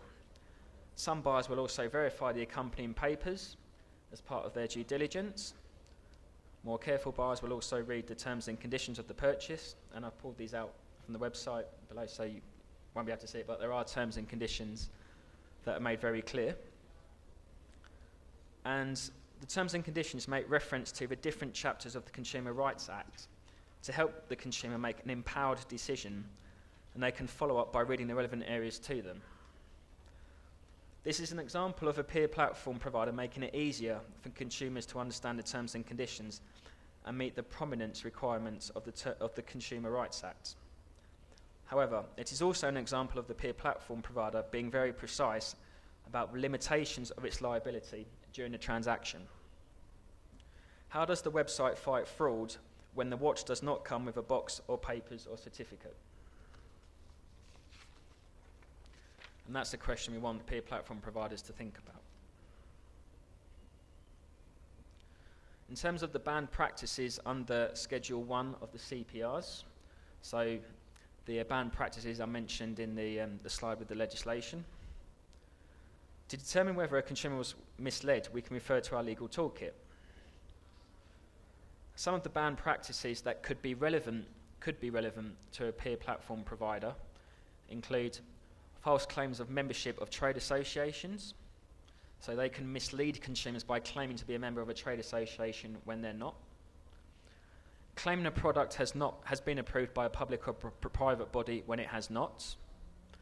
And on those 2 points, if the peer platform provider has nothing in place to verify those 2 steps, a judge may consider that the provider assisted the sale of a good or a product at the expense of the consumer. And so the consumer was misled because the provider played a role in misleading the consumer because this information was not verified before the advert was placed on the peer platform. We also see misleading availability, less so with cars and watch Rolex Daytonas, but falsely stating a product is only available for a very limited time in order to make the consumer make a faster decision. So misleading about the availability of the product. And failing to indicate trade status. So creating an impression that they are a consumer and not a trader. So sometimes on Auto Trader, professional sellers will advertise themselves as a consumer to reduce and to create a different dynamic and relationship with the peer seller, or the buyer, or the other consumer, rather than use their brand and their official status.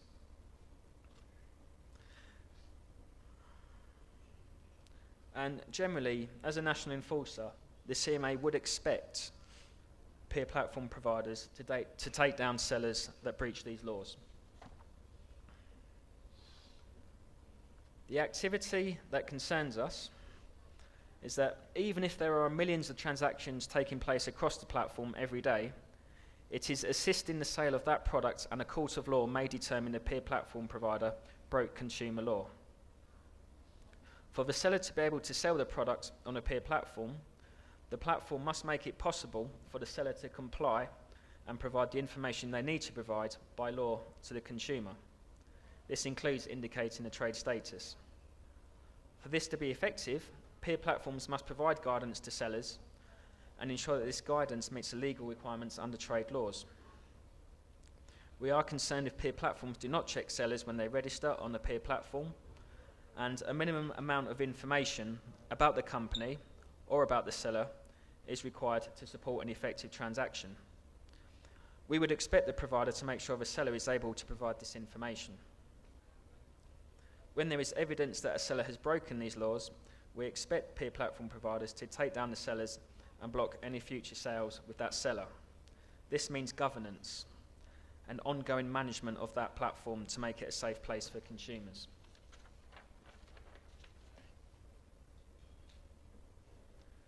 And I'll definitely talk slowly for this section. So what do we want peer platforms to do?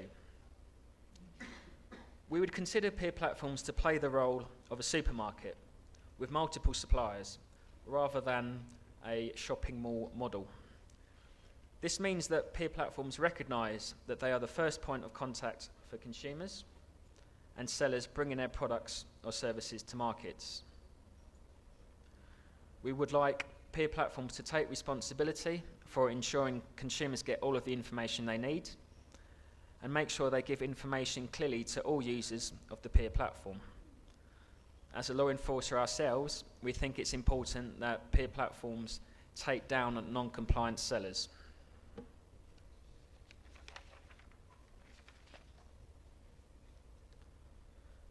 To answer the question directly, the role of the peer platform in the consumer protection is to ensure compliance with consumer law, to make it possible for sellers or traders and businesses to comply with the requirements of trade law, to ensure that the users of their platform can make informed decisions before transacting with a seller, and to work with governments and regulators to support the effective functioning of markets and the protection of consumers. This combines what we would like peer platforms to do with our legal toolkit and the potential for harm on peer platforms. Converting that role into a practical message for peer platform providers to take forward themselves, there are steps that peer platforms can take to meet this. This includes to provide information and ensure transparency on the website, particularly relating to the risks and the rewards with the consumer's transaction, because this will help a consumer to make an informed decision. To develop established vetting or checks mechanisms on the sellers. To intervene and take down sellers using their platform who do not comply with consumer law. And finally, to develop the credibility and reputation of the peer platform industry. So in short, encouraging a race to the top, or a lenta una carrera hacia la cima. Yeah. I mentioned at the beginning that I worked at the Food Standards Agency. When I worked at developing policy for the regulation of food, we were always fighting a race to the bottom. One of our biggest challenges was maintaining a high standard in food because companies wanted to race to the bottom. It was about putting in place regulations to protect the standard of the food quality and safety to protect consumers. With peer platforms, the problem is the other way. It's about building trust so that the peer platform becomes more credible. So instead of a race to the bottom, like in food, it's about a race to the top in terms of our regulatory approach, in a nutshell. So when it comes to peer platform providers, my message is to develop a race to the top. It is by protecting consumers that consumer trust in peer platforms increases and the market will expand. On the subject of food regulation, the horse meat scandal in the UK was a demonstration of harm by food suppliers to the national supermarkets. Trust in the supermarkets fell, and it had a big impact on the UK high street. A major problem on peer platforms could have serious repercussion for the future growth of the model. And as a regulator, we are always striving to find the right balance between commercial benefit and regulatory governance. So we have work to do as well. I've tried to convert those messages into a checklist, and there are 5 key questions to consider as a peer platform. Do you have the appropriate terms and conditions and disclaimers in place? And are they prominent, transparent, and fair? Have you assessed your international exposure? This is to protect yourself from consumers as well. Are you fully compliant with the conditions to make online contracts? And do you know what those conditions are? And do you understand your liability, and have you made this clear to sellers? And is that fair? Is that liability fair? Because if you haven't, then you can't rely on your terms and conditions to protect yourself from bad practices. And broadly, what is the redress system that is in place? So if there is a problem on your peer platform, are you clear about how you will solve it? And is that process legally compliant? If a peer platform has ticked all of those boxes and answered all of these questions, it is less likely to mislead consumers and more likely to be compliant.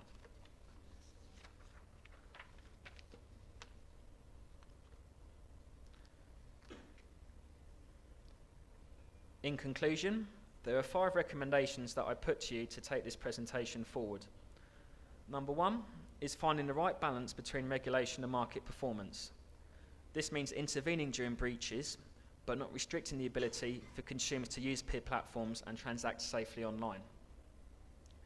Number 2, for enforcers, taking action against companies who breach consumer law and securing judgments. I mentioned the L'Oreal and eBay case because it's an example of a case where it has developed understanding of consumer law that peer platforms and consumers can refer to and use. It shapes future approaches and it can influence the bigger players to comply.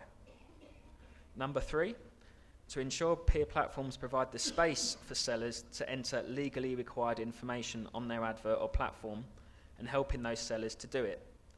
This means taking responsibility for safe practices and not just ease of use or functionality. You saw that it is fairly easy to create an ad for a car and auto trader, and it should be that easy to ensure legal compliance.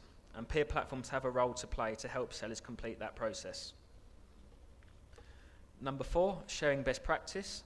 This can include arbitrage systems, and that can mean going above and beyond the legal requirements. But when I talk about a race to the top, going above and beyond the legal requirements inspires the market to improve, and it encourages the growth of the industry.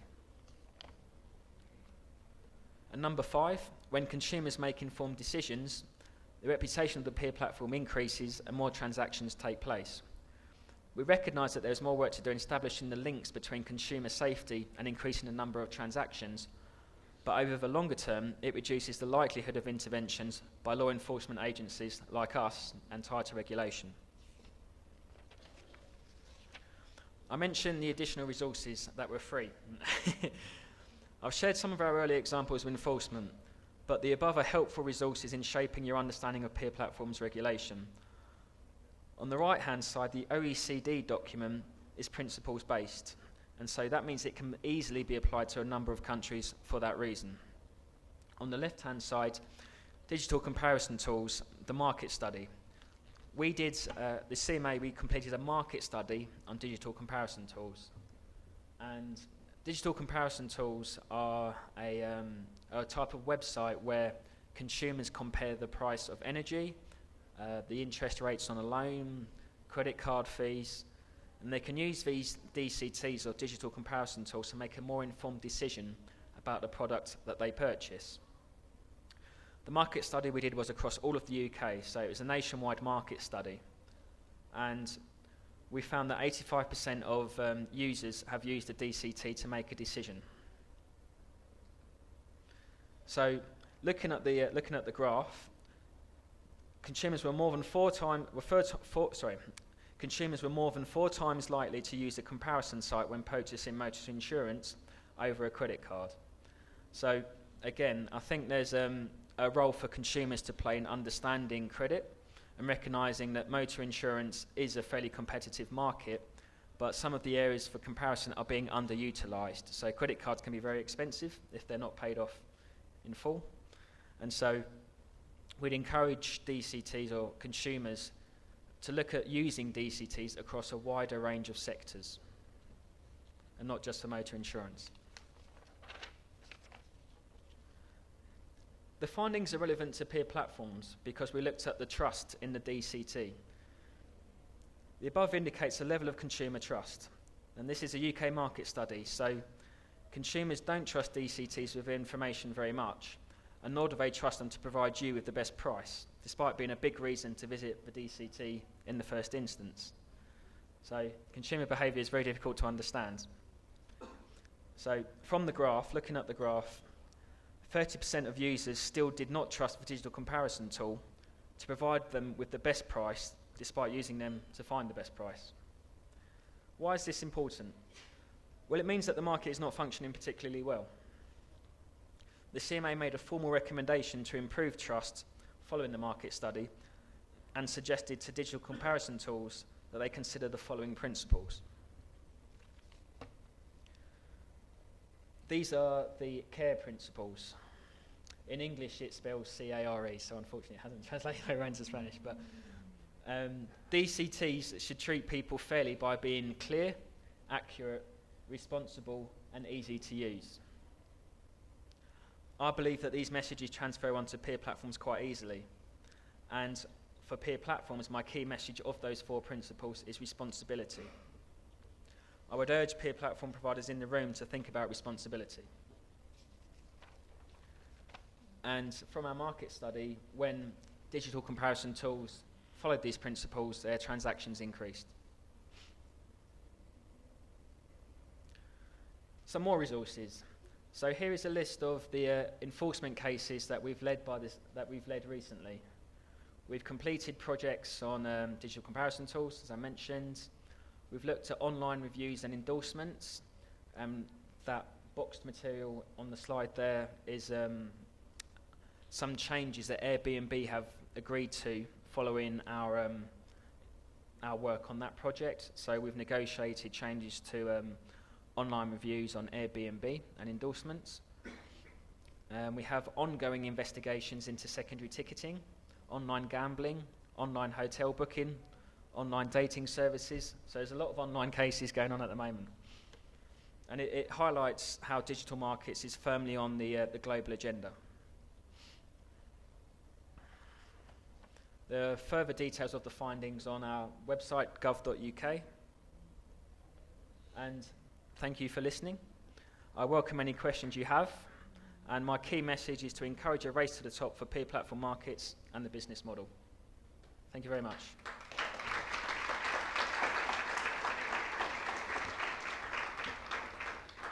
If anybody does have any questions about Brexit, happy to answer them, but to outline a position, if you're thinking about it, shall we say, with cross-border consumer law enforcement, which is what the CMA is involved in, global markets won't change because Britain has decided to leave the European Union. Cross-border consumer law enforcement will still be important. So we will still need to work globally. We will still need to build relationships with overseas law enforcement bodies so that we can protect consumers who will continue to transact online on peer platforms post-Brexit. The government position on Brexit is still being negotiated, but from a CMA perspective, we care about ensuring that the current provisions are in place to protect consumers. And so we will be working with government to make sure that consumers are protected and that online markets continue to flourish despite the new relationships that have been negotiated and led by government. So that's my answer for Brexit if you're thinking about answering that. Does anybody have any questions? Perhaps we can have a microphone, or anybody that has any, or not? No? Okay, thank you very much.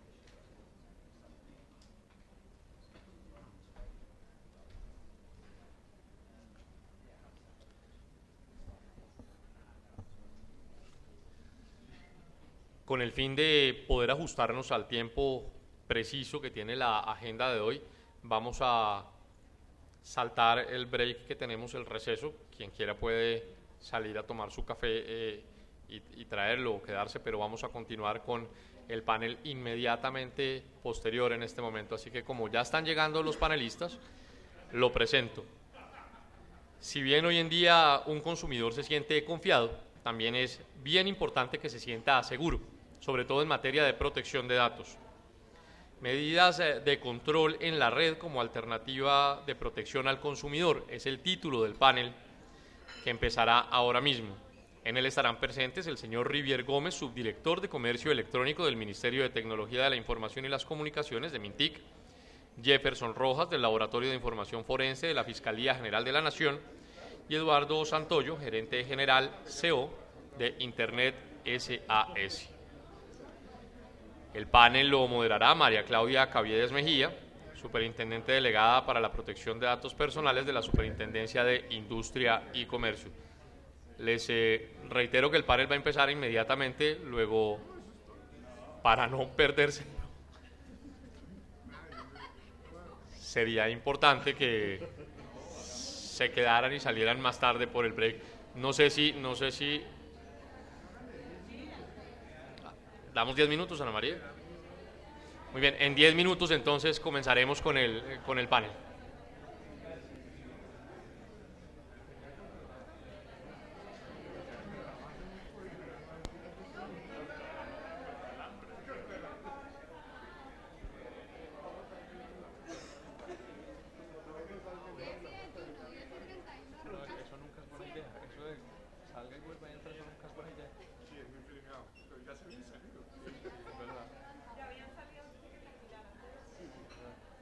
Vamos a seguir derecho con el panel.